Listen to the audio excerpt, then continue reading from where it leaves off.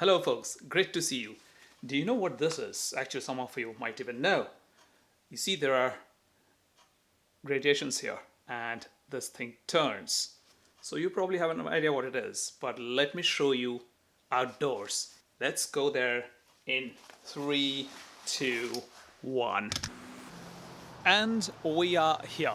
Beautiful late autumn day in November. You can still see the lovely colors behind me.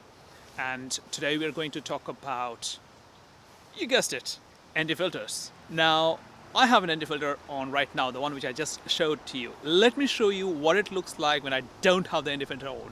Just a moment. Here you go. Looks rather weird, doesn't it? I'll put it back on again to make it look normal. Some people say that we use ND filters as sunglasses on lenses. For me, yes and no. It cuts out light. It cuts out light significantly. Let me just show you. See, it gets progressively darker. And then comes the dreaded X. You have the marking, so I know exactly where to put it. Yes, I guess this is absolutely fine. What you're seeing right now is an effect that we desire.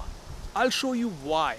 That it is more than just sunglasses. Now, to get this light that you're seeing, it's something that can be controlled by other means also. For example, by stopping down on the aperture or cranking up this shutter speed.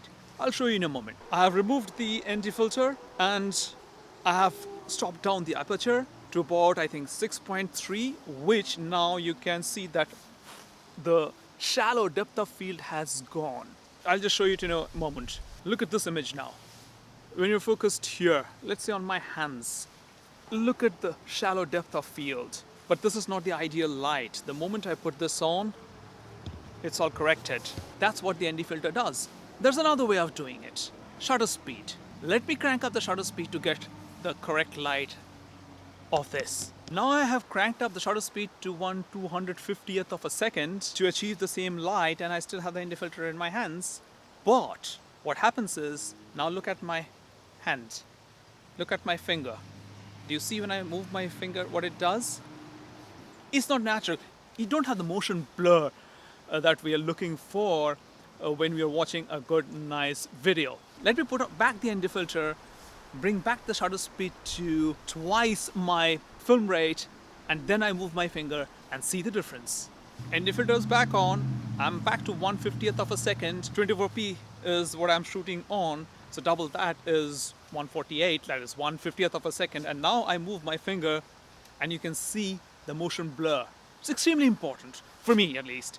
When I look at a video and I see that you don't see motion blur, that jittery way of how cars move, of how things move. When people are bicycling and you see the spokes on the cycle kind of, jittery and there's no motion blur, it looks weird to me, which is why I use ND filters. Now today, not only am I doing an explanation of what ND filters are, I'm also going to show you, if you saw my unboxing video a few days ago about the Telesin ND filters that I bought. It is not sent to me by anybody. I bought it and I'll show it to you installing on the GoPro, and I'll check out the image with you. It shows ND4, ND8 and ND16. Looking at the light conditions, I would have used ND8, but I'm taking out the ND16 nonetheless. And I'm going to check this out. There's a thin protective film on it. On this, I'm not shooting on 4K, I'm shooting on 1080 and 24p. This is how I put it on. The image that I see, I'll share with you. I have not yet checked, of course, the footage. I'll be going home and editing it, and I'll be checking out the footage. And I'm doing the same thing with the finger in front. And I'll remove this.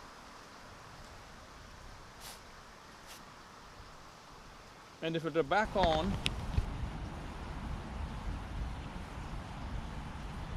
stabilization is auto, Pro Tune on, flat color profile, minimum ISO 100.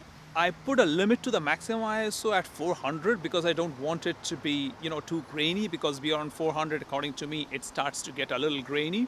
And shutter is at auto because when I put it on my helmet or when I'm, run and go situations, I put the shutter at auto, which is where I do not want it to go to like 1/1000th of a second because I want to preserve the motion blur. You guys let me know what you think of the telecine filters, because it seems to be pretty good so far to the naked eye, but I'll get to know only once I have actually looked at the footage. And I'm open to suggestions. If somebody else wants me to try out some other filters, I would be glad to do so. I'm going straight away to the ND4 and not the 8, because I do not want to make this video excessively long.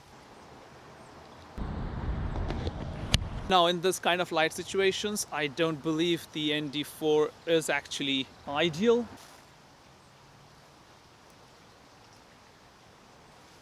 Folks, that would be a wrap for today. Do let me know what you think of this particular video. If you want me to test out some other ND filter, do let me know as well. The ND filter that I'm using on my Sony camera right now is kind of a non-brand.